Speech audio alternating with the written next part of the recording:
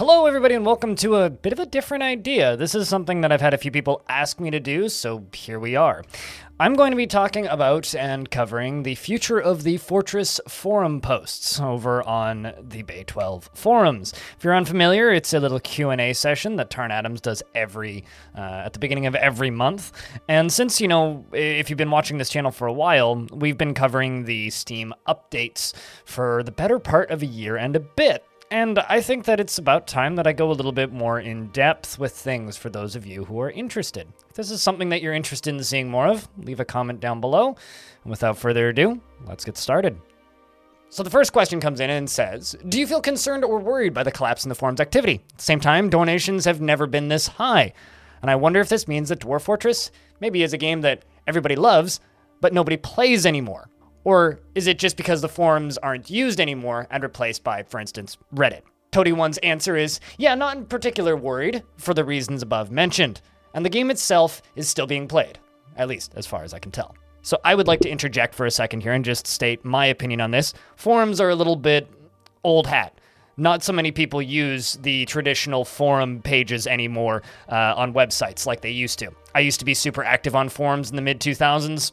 These days, all of my forum activity takes place on Reddit, as was stated in this comment, or on other similar sites. Also, discussion for games can happen in places that you maybe not expect as much, such as YouTube comments and Twitch chat. Just because forums are still there and aren't being used as much doesn't mean people aren't looking at them and doesn't mean a game isn't being played. The conversation has simply spread over more platforms. I mean, heck, people are talking about the game actively on the Steam forums right now. Who the hell looks at those? So the second question comes in from Afghani84, and they ask, are there any plans regarding simple terraforming, i.e. filling up single tiles with dirt or being able to rebuild ramps? If so, do you have any idea where it fits in the timeline? The Toad's answer is, Partek Lundell's answer just about covers it, so let's jump to their answer. There are plans to make sand and clay deposits run out, and thoughts about moving soil for agriculture. Landscaping would be fairly natural extension of that. Basically, each tile would probably consist of X and Y of a substance, so you could remove it over time, and that logic ought to allow for removal to be replaced by refilling, with the added complication that would result from mixed substances. Possibly a new substance in the form of mixed soil or something. Since this would require data structure support on a tile level, the groundwork ought to be laid out in the map rewrite, part of the first part of Myths&Magic release, which doesn't necessarily mean usage of those new data structures would be in at that time. So this is something that I would love to see personally. And I'm very much looking forward to as part of the Myths&Magic, which is still very far off. Keep in mind, this is beyond the long wait, which is, I've seen numbers thrown around of like 2 years up to 5 years, so it's going to take a very long time, but this is something that I'm also looking forward to. The next question comes in from Gumnut, and they say, are the changes for the Steam release fully compatible with macros? Are there any future plans for the macro feature, or is it considered finished? And then Tarn responds with, I haven't changed how it works, and I don't currently expect any issues once we have keyboard support back up in places.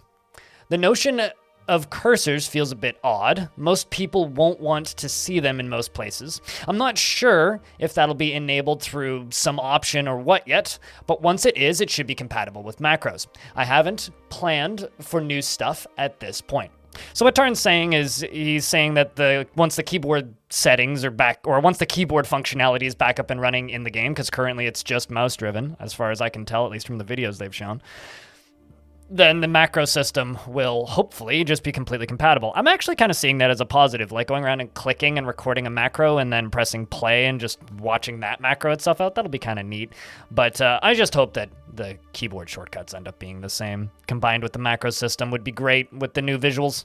The next question comes in from Rorax, and they say, aside from being a technically ambitious task, have you considered what gameplay purpose will Myth&Magic serve? As a player, would it make a considerable difference for me to play a proc-gen race with a proc-gen magic system as opposed to just simply playing a hard-coded one? And then Tarn responds with, I suppose it depends on what you mean by gameplay. I mean, I think for most definitions, there will be a considerable difference, especially since the hard-coded dwarves don't have any magic at all currently, nor do the gods do anything besides cursing vandals in fort mode, nor do what little myths they have mean anything at all, strictly mechanically speaking. The shape of the game challenges and approaches should be pretty different from world to world. If we allow an emergent narrative and the player's story formation under the umbrella of gameplay, then I think that it's even more clear. If by hard-coded you are talking about a version that includes myth and magic of some expanded form, then it depends on how complicated the hard-coded stuff is. But it sort of loops back around to the same thing. So this is kind of going into something that I have been worried about for a while about Myths and Magic, which is simply, I'm worried and concerned and scared about what the game's going to become. I'm also incredibly excited and intrigued. It's a weird thing to think about. Then Squaminus comes in with a rapid fire of 7 questions, so this will be a little bit of a challenge on my end, but we'll see if we can handle this. The first one is, even if multi-story siege weapons are off the table, what sort of siege mechanics might be available? And how moddable will that whole system be? Will it be possible to create entirely custom siege weapons and ammunition, for example? Would this extend to wagons? Tarn's response is, for the army release, I'm not sure that'll be the focus in the end, since they are pretty useless against the fort. The whole moving fortress and trap improvement thing is more of a map topic. When I'm actually working on making attacking armies more effective, a few extra things might happen. The next question is, will the Steam version of the game have an option to play the game in ASCII, or will it be required to use the graphics pack? Tarn's response is pretty clear, which is there will be a classic branch. I think at the minimum, this separation may be required by Steam due to the classic game will be distributed on Bay 12, and I'm not sure on the particulars. Doing a switch on the fly in default game would also be cool. It doesn't feel super hard, but it's an extra step. It does just tie into the mod support stuff, though. The third question is, some mods come with the actual game, .exe for ease of installation, or effectively functioning as an independent game you can install, like the default one. How would mods like this function on the Steam Workshop, if at all? Tarn's response is, I have no idea. That's how that sort of thing works in the Workshop, or what Workshop is capable of in terms of overwriting and changing files. But yeah, if they are limited to the mod folder, they'll have to operate through Classic or through some sort of local files modding. Will container items like backpacks and quivers become moddable? Or is that after the big wait? Tarn says that hasn't been on his radar. Question number 5. Will stuff like armor and weapons eventually become as granular as instruments? Maybe not in the near future, but at some point.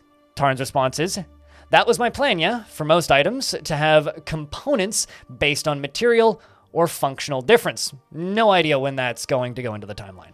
I believe it was discussed before that normal DF wouldn't feature technology past a certain level. But what if some sort of anachronisms? Do you think that it might be added as a potential tools for NPCs to discover or develop? It's a cutoff. So there weren't really any plans for anachronisms, except by accident. However, Magic does tend to give the rise to analogs, to future stuff. When we think to support it, I imagine that'll grow slowly with various effects.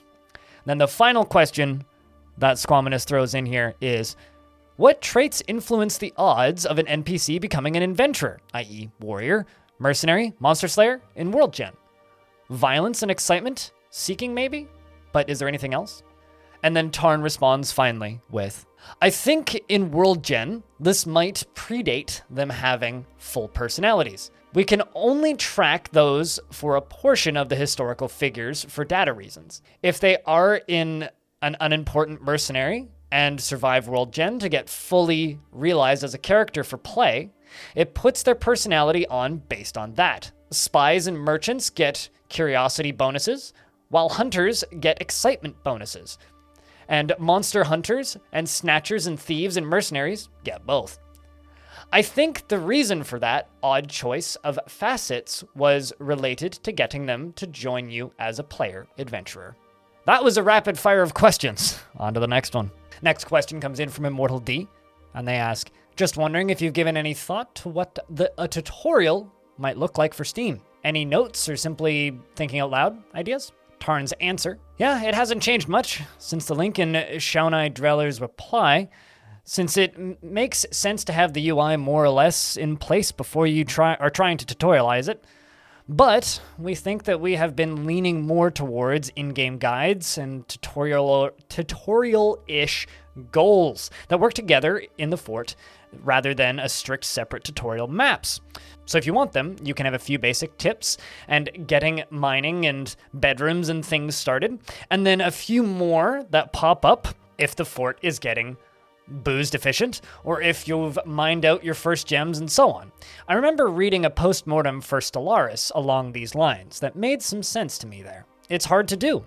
The context-sensitive direction stuff can get really messy, but it's better than having a separate tutorial scenario that falls apart because there are too many moving parts, or which doesn't connect people to a playable world, even if the player has gotten attached to the fort.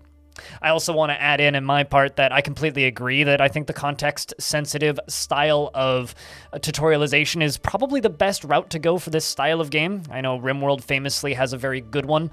That being said, it's, as he says, a lot of work, so we'll see how it turns out. The next question is about piracy, and it comes in from Hamor Lick. And they say, do you have any way to protect the Steam version of Dwarf Fortress from piracy? I assume that virtually all the in-game files are the normal ASCII version, stay in the Steam version. But with the new UI and tile set files, and creative modders could try to integrate the stuff from the Steam version into the ASCII version for free using someone else's copy of the game. Does the Steam version require Steam to play? Or can you just copy the files from your Steam copy and share it with other people?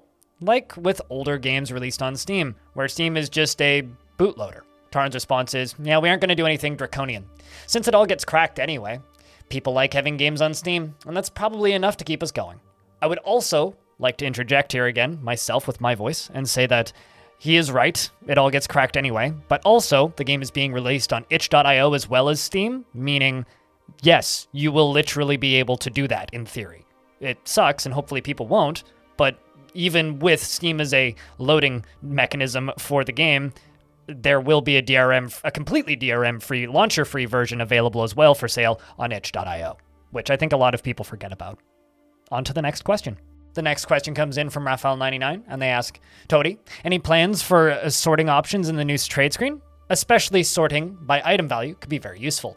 And Toady responds with, I just added a little sort button I used in the new version of the unit screen, which should be up in the Steam news around the time this gets posted. There is some hope of that getting around to places.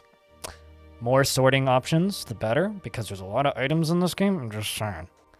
The next question comes in from Partek Lundell, and they say, I just remembered that there was a blind DF player on the forum a couple of years back. How will the change to the tiles for the character set affect the ability to translate the display to sound? Has any thought gone into that? And if so, has any support been thought of? And then Tarn's response is, well, in addition to the graphical tiles having accessibility benefits for a lot of people, I don't think it would help the player in question. Tiles are more complicated than CP437 characters, of course. Classic should operate on a single grid in any case, so there's still some hope of having that being readable. I would like to put some input in on this one and just say I'm not completely blind. I'm visually impaired and legally blind. So for me, reading Dwarf Fortress as is quite simple. In fact, the graphical tile set might be harder for me to follow than the ASCII tile sets. My personal hope is that any and all accessibility for visually impaired players is thought of and as advanced as possible. At least, that's my hope. The next one's a fun one, comes in from Alice Red, and they ask, you've mentioned plans for the siege rework before, the big weight, including ways for invaders to dig through walls, like digging or breaking them down. Is there any similar plans to make monsters like giants or forgotten beasts have a similar capacity? And Tarn's response is, I've always wanted to make them more troublesome, though they do have a lot more gravity with the myth and magic stuff than normal sieges do. But fun things may happen. It is possible, generally. The large monsters should be able to do larger things. Just squishing entire bodies or even groups of dwarves all at once. Squish. I tend to completely agree with this. I would love to just see a giant earthworm with wings and webs just like spawn in and burrow straight up into the bottom of my fortress and annihilate everybody immediately. Wouldn't that be fun? The next question comes in from Least Annoying Man, and they ask, have you considered enabling autosave and backups by default on the Steam version? And Tarn's response is as follows. I'm not sure. Autosave doesn't feel super user-friendly currently, because the save times and save sizes can get pretty extreme, especially for larger and older worlds. That's not something I can easily combat other than encouraging people to make smaller and shorter worlds. I'm going to interject again here and say, I think that Tarn might have lost the idea of how big games get now. Yeah, save sizes can get big. I think my current install of Dwarf Fortress is like 6 or 7 gigs. But it's 6 or 7 gigs. We're not talking like 60, 70 gigs. We're not talking like 150 gigs. We're not looking at 375 gigs. I'm looking at you, Call of Duty. So I do think that while the save sizes can get large, I think that maybe just simply splattering a warning on stating that, hey, these save files can get kind of big should be enough. The next question comes in from a curious cat, and they say, given that adventurers are asexual, shouldn't unicorns always be friendly towards them? And Tarn's response is, not much to add to the replies, though possibly this was a NetHack joke as well. It has been too long since I've played. Not sure which sort of unicorns we'll get, but we do plan for adventurers to get a bit more involved later. And I will simply add, I don't think Tarn has been on Tinder much in the last, since Tinder's existed. Next question comes in from Patrick Lundell, and they say, is it intentional that Elven visitors are almost exclusively members of performance troops or villains? Is it something in Elven culture that causes members to join troops rather than striking out on their own? Tarn responds with, elves have Wanderer and Scout. Some dwarves and humans have Wanderer, Beast Hunter, Scout, and Mercenary. And that impacts the overall frequencies. The artists get selected from the same pool as heroes, snatchers, merchants, etc., when it is looking for those sorts of people. The next question comes in from Recon 106. Will we ever be able to destroy artifacts? This could be useful for some more world events. Example, destroying a holy relic will cause an adventurer or a fortress to become excommunicated. Destroying a demon slab could banish them, or make the goblins turn on their ruler. A slab with a life and death being broken could cause those who read from it to die from a curse, or lose their undead. This actually came up in Small Hands recently, over in Community Fort. For story reasons, I was trying to dispose of a slab. I ended up having to dig a room on top of the room into magma and throw the slab into it. Even then, it's not gone, only hidden, until reclaim in adventure mode. And then Tarn's response is, the weird performance of artifacts is an ancient property of the game dating back to when we thought adventure mode was going to be about finding objects and making a high score list. It'll probably just get scrapped entirely at some point, respecting whatever weird magic performance that may come up in universe. I completely agree with this. I think it would be really cool to be able to destroy artifacts. I've been thinking for a while about how maybe artifacts could link to a god or something and then cause things to explode. Anyway, I like artifacts, but I think that they feel a little dated. On to the last question. This question comes in from Pilbo, and they ask, how are you and Zach holding up in the heat wave? I hope you and your pets are all okay. And then Tarns responds with, we made it. It wasn't fun, though. And then he laughs. So now that we've made it to the end of this 20-odd minutes of me reading forum posts, I'm curious, is this something you'd like to see on a monthly basis? Tarn does these Q&As once a month as part of the Future of the Fortress and the monthly totals for all of the revenue. Is this something you'd like to see more of? I'm totally fine with screenshotting the forums a whole bunch and sitting here for a few hours in my afternoon on my day off and reading these out for you. even if it just brings more eyes on the forum post. I didn't actually read everything. There was a couple very detailed and technical questions that I didn't feel qualified to read out loud without sounding like a total idiot instead of a slight idiot. If you'd like to go read those yourselves, I will, of course, link the forum post down in the description. If you would like to support Bay 12 and be, a member of this community, they have Patreon donations as well as PayPal donations directly through their website. If you'd like to support me and my maniacal Dwarf Fortress news and streaming antics over here, I have a Patreon, which you can support me on, or, directly through my Twitch channel. Regardless, thank you very much for watching this video, and I'll see you in the next one.